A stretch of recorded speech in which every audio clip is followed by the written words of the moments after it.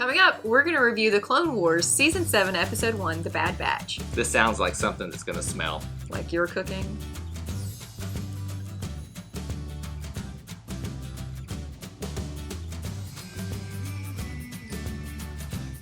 Thank you for joining us again on our channel. I'm Kyle. And I'm Jessica. And we are eye to eye, Disney through our eyes, because we got two different sets of eyes looking at things on this channel, and it's usually very different. Very different. Am I more the pro at Disney stuff, Star Wars stuff? Oh, for sure. And you're more the positive. And you are the negative? Negative Nancy that's never seen anything Star Wars or Disney that she should have. But so why are we even doing this review at this point? Because you think it's funny to see how little Jessica knows. It's very true at that.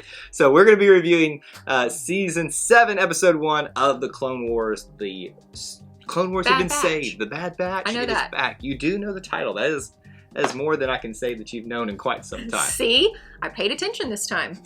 So what we're going to do for this review is we're going to do a couple things. We're going to give you Jessica's 20-second review of the plot, which is always very entertaining. It's going to go well, guys. I'm also going to give you the opening monologue in my extravagant theatrical voice. So are we ready for me to do that for the very first time?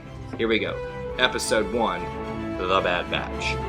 The Battle of Anaxis, the home of the Republic shipyards, is under attack from Admiral Trench's separatist forces.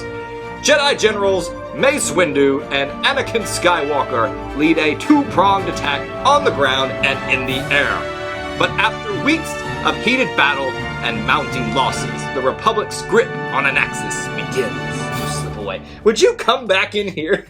They were yelling. I hope nobody was wearing headphones. You got to, it's why the microphone's a little bit away. So, when we screech into the microphone, it doesn't blow their ears. That was pretty funny. Good job. I do what I can here. So you kind of know the plot setup. That's how all of the episodes begin, is with that. So something, yeah. If you guys don't get too annoyed with that, I'll try it every time and do it in my theatrical voice. Illuminations, reflections of, okay. All right, so now it's time for Jessica's 20-second plot review, where she's going to give you some semblance of what happened. Remember, we haven't covered this. I've never seen any episodes of Clone Wars. Her first one. Zipola.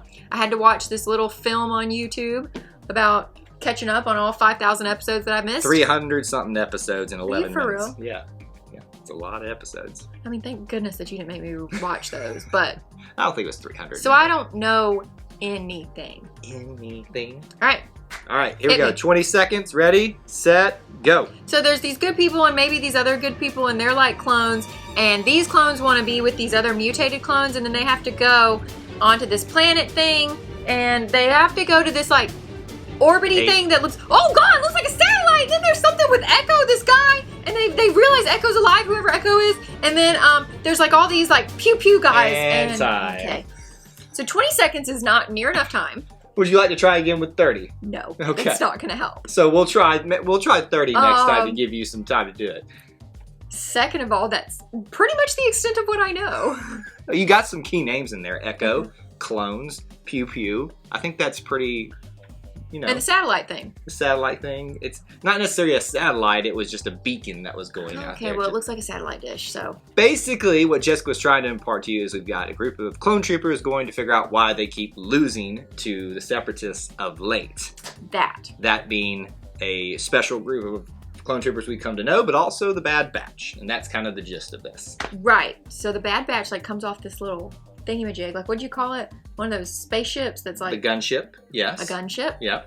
So they come down and they're like, oh, we're all rough and tough and we're better than you, and because we're mutations. Well, let's back up a second and talk about the group that's going to meet the Bad Batch. So, the regs, as the Bad Batch calls them. The normal people. The normal clones, if clones are normal at this point. But I thought they weren't clones. I thought they were regular people. No, they are clones. So remember, but this then is why still... were they confused that the other people were clones? Because, did you look at the differences between them? Because the regular clones look pretty much all the same, minus different hairstyles and things like that. Whereas the mutations look they were way different. A bigger one, there was a skinnier one, there was a smaller one. So none of these things are human. They are humans, but they're clones. Remember? They were cloned from Jango Fett. That's why they all sound like that. This? You remember these things. You just are blanking on them right now. Anyway, so that's too much to get into at this point. That's why they all have the same voice actor. Yes. Oh, when I read that, I was like, why would they have the same voice actor? Again, Disney through our eyes. My eyes know nothing. His eyes know a lot. That's all I'm saying at this point. All right. Okay. So, the regulars, or the regs as they call them, are Commander Cody, Yeah. Captain Rex, Yeah. and then 2 other ones, which I think it's Kix and Jesse are their names. They're not really that important in this one, so don't worry about that. Those are the ones that are teaming up with the Bad Batch, which are 4 individuals. Do you remember their names at all? Hunter. Hunter, who is he? He's the hunter. He's the leader. Hunter is the hunter. That's the most not oxymoronic, like redundant thing that's ever been said. What's the other guy? Tank? Tank? No, but that's actually would have been a better name for him, I think. Wrecker. Dang it. Another one? I was close. Tech. Yep, Tech. And this one's the harder one to remember, just because it's like it's machete. Machete. It has to do with a weapon, but it's not a machete. Gun. Wait, give me the first letter. C. Crossfire. Crossfire. I just had like flashbacks to my childhood. The game Crossfire. You know what I'm talking about? That little board game, Crossfire. Is that it though? No, Crosshair is his name. Remember, because he's got a crosshair on his eye. Remember, it's like that little tattoo thing he's got. Okay, well, crosshair. Crosshair. All right. Now I'm gonna call him Crossfire this so whole time. they all have mutations. That's why they're called the Bad Batch, because they were supposedly messed up, but they're favorable mutations, which makes them skilled in a very special set of skills. Super strong. So which one was that? Tank. No, that's not. There's no Tank. I know that's not his name, but that's what I think he is. Wrecker. Yeah. Okay, so what was Hunter, the leader's skill? He had that thing that he killed people with, that machete That's thing. not a skill. But what was his? Think about his name. Their names kind of give it away. He could hunt people and kill So them. yes, so he could sense things. Apparently, like he could even sense like electrical waves and things like that. He could basically just sense and track. That's things. how. No, that wasn't him that knew Echo was alive. No, he just knew where to find the station. Cool. Because he could sense the electrical output. I don't like this show. I don't know anything. All right, what about Crosshair? What's his skill? Crosshair is good at shooting bows and arrows. You were good until you said bows and arrows. I don't think there was ever a bow and arrow ever in Star Wars. I could be wrong, but yes, bows. He's good at shooting. He's good at shooting things. Very good. He's kind of lanky and skinny and kind of old. And Tech is really like techie. He's like smart. If that's, I have no words. I really have no words. You're right, but it's just like, oh, I got this one because his name, just like the other ones, says what he does. Hunter hunts things. Wrecker wrecks things. Text things. Crosshairs things. Oh, man, I love you. Okay, so that's the Bad Batch. They team up.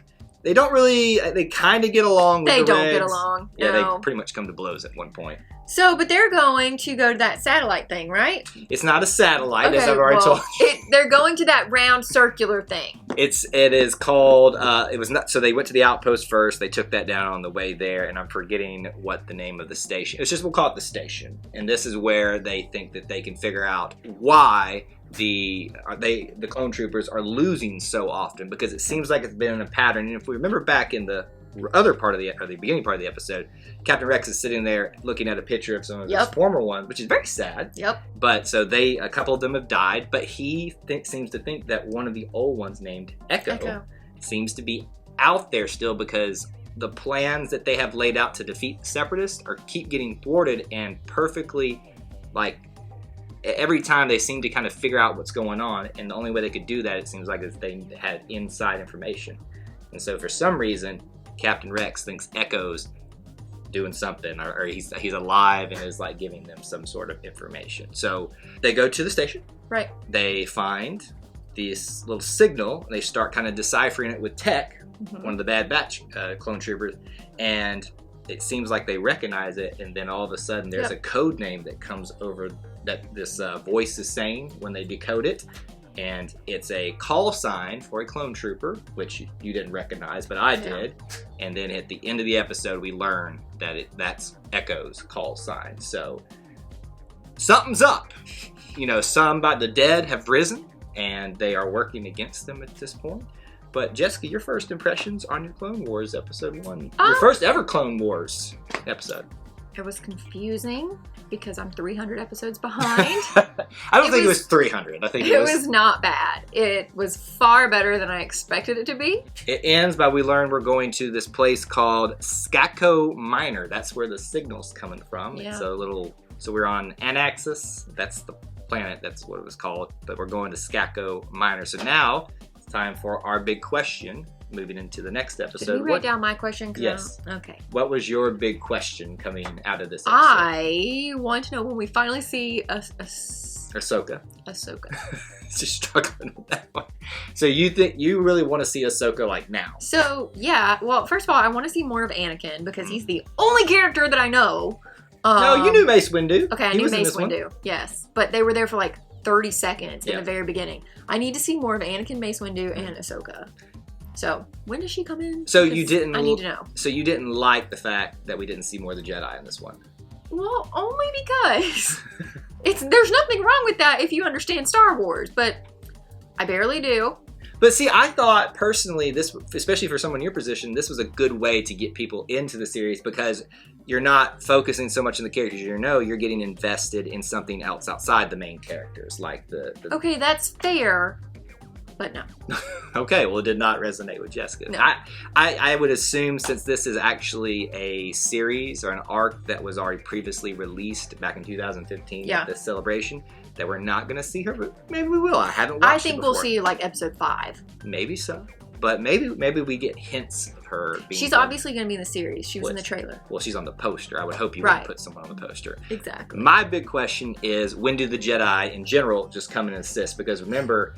They were not wanting to tell the Jedi about their suspicions about Echo because they wouldn't believe them, him being alive. So do they keep them in the dark still and go investigate it themselves, that being the Regs and the Bad Batch? Or do they actually tell the Jedi now and maybe they come in and assist and help figure out things? So I get the feeling we're going to be seeing just the clone troopers for now. Yeah. And dealing with them for the next couple episodes. But maybe we'll get Ahsoka. Maybe we'll get some Jedi. Maybe we'll get some Darth Maul. I'm ready to see Darth Maul. That's what I want. That's true. He freaks me out. But... I know. And that's why I love him, because it freaks her out every single time. Right. Now, we want to know from you, what are your big questions coming out of this episode? Let us know down there in the comments section below. We'd love to hear your thoughts and interact with you there.